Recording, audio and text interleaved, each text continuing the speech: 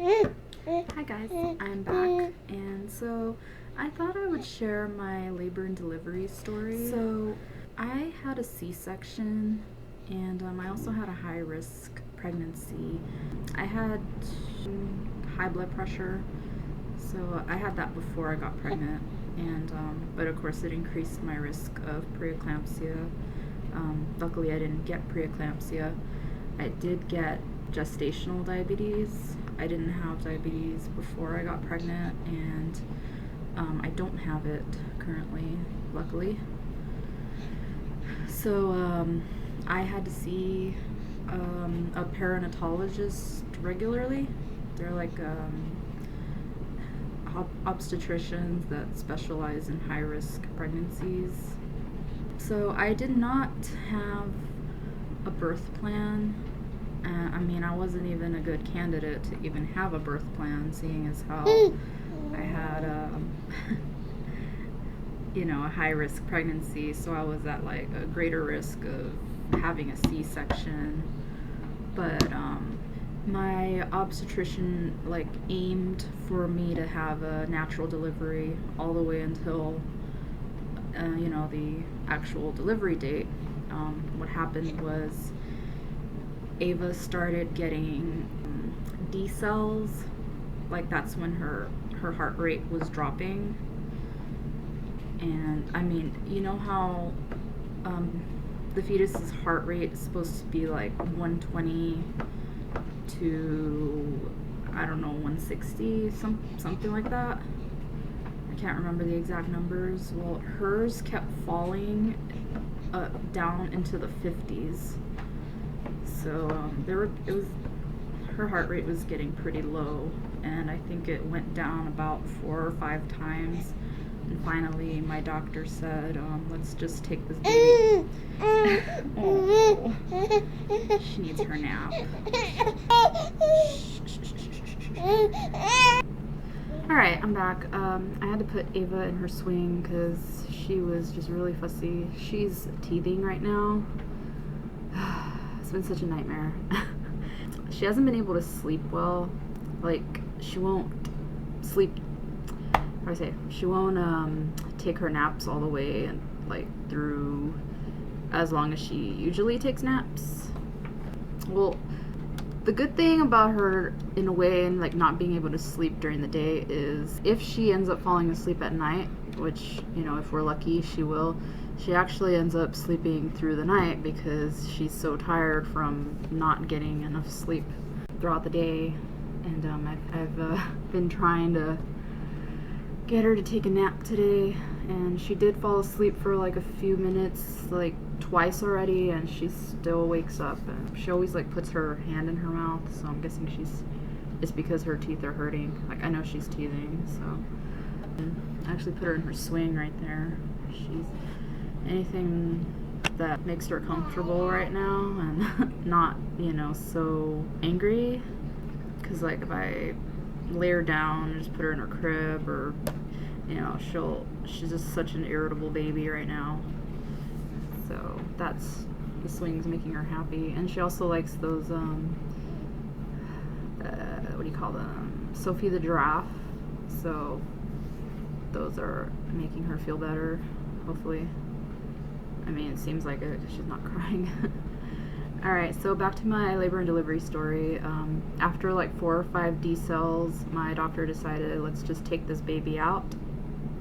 And I remember she didn't cry immediately after they took her out, so that was a concern. But she started crying after I don't know, a minute of them trying to clean her up and stuff. I really couldn't see what they were doing. I was being operated on, but yeah, I just know that it took her a while to start crying. So she's banging her Sophie the giraffe on her little swing. Hi guys, so take 3. Finally got Ava to take a nap, and I decided to go grab a shower, and I put my contacts on, so that's why I look different. Alright, so I was talking about my labor and delivery story. I forgot to mention before, I did deliver exactly full term. I delivered at 40 weeks to the day. So since I had high-risk conditions, the perinatal specialist had to keep closely monitoring me.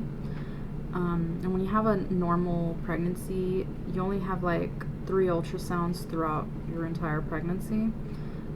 But I had one at least every month in the beginning, and then they become closer and closer together in time. They become like every 2 weeks toward the middle of the pregnancy, and then toward the end they become like every week. And if they saw a problem, they would induce me early. But luckily everything continued to go smoothly, so they let me carry to term.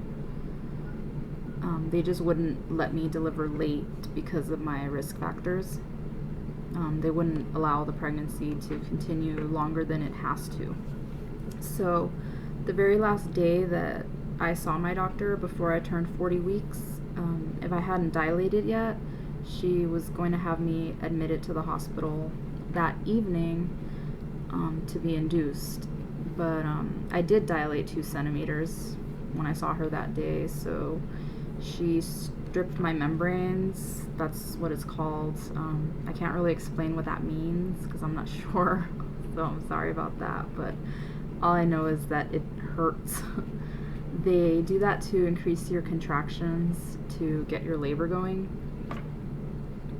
So I started having really bad contractions later that day, and that's when I went to the hospital and they admitted me overnight because of, it was actually not because of my contractions, but because of my daughter's heart rate dropping, and she was born the next day. So I ended up having a C-section, like I said. I wrote down stuff because it's kind of hard for me to get my ideas out. I have social anxiety, so I actually used to be a lot worse at like just talking just off the top of my head. So I wrote stuff down because it'll help me like speak better, but I'll try to make it sound as natural as possible. Oh, and also like I might not look directly at the camera because since I'm reading, I do apologize. Alright, so my daughter was delivered via C-section because her heart rate kept dropping. So she didn't have to spend a lot of time, actually she didn't spend any time in the ICU, so that was really good.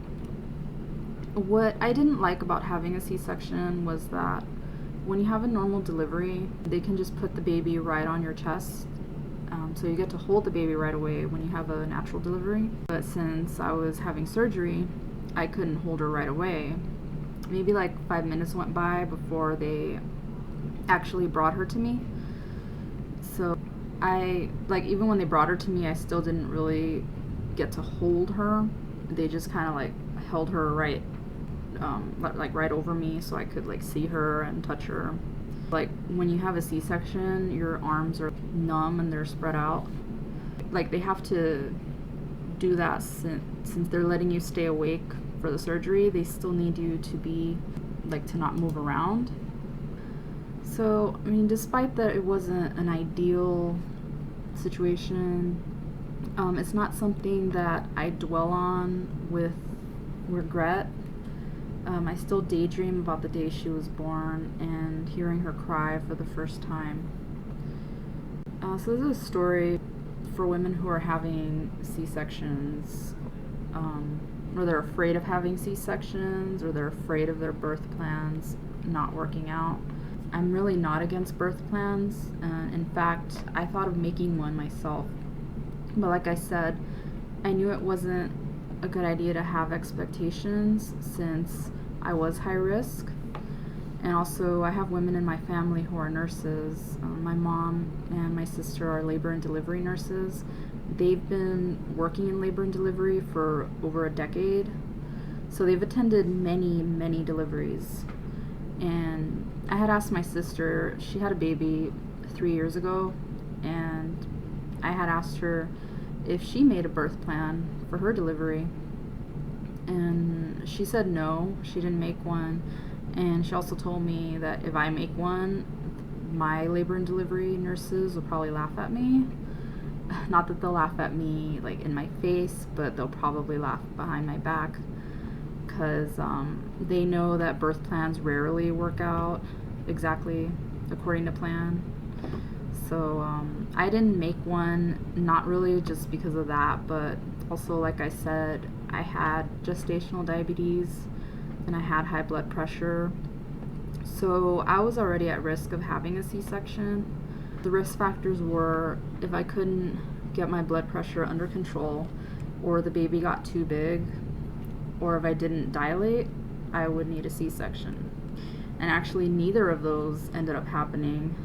We were able to control my blood pressure throughout my pregnancy.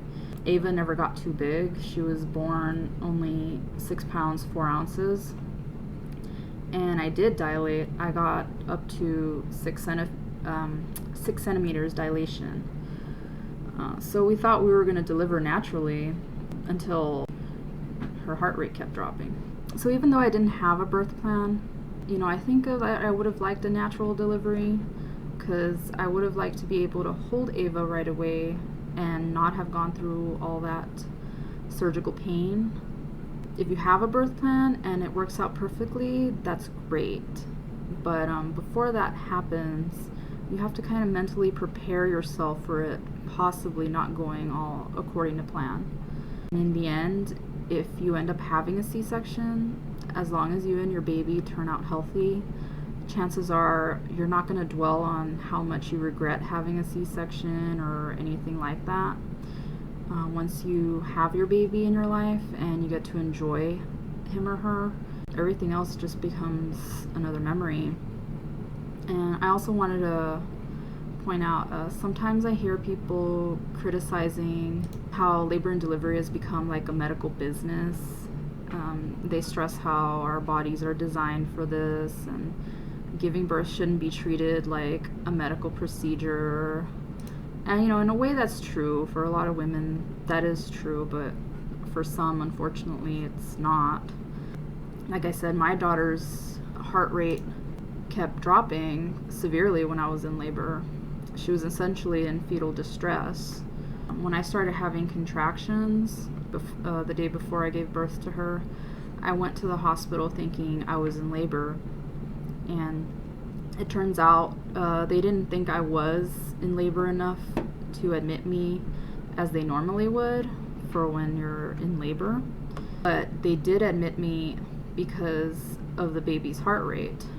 They saw that it kept dropping, so they had to keep carefully monitoring me until I gave birth. So to think that, if I had stayed home and wrote out my labor at home, like if I didn't want my labor to be like medically monitored, I could have had a stillbirth. So that's really scary. So, I am not one who can complain about my delivery being treated as a medical procedure, since it might have very well saved my baby's life. I guess what I want to close off with is, don't be discouraged or feel bad just because you have a high-risk pregnancy, or you can't have your ideal natural delivery and you have to have a C-section for some reason. Because in the end, once your baby's with you, most likely none of that's going to matter. It may actually become a fond memory, like it is for me. Because for me, that's what led to my baby being here. So that's a precious memory for me. Even though it wasn't like the ideal, it's still like a memory I cherish. So I hope this was, some beneficial information for some people. And I'll talk to you guys in my next video. Bye.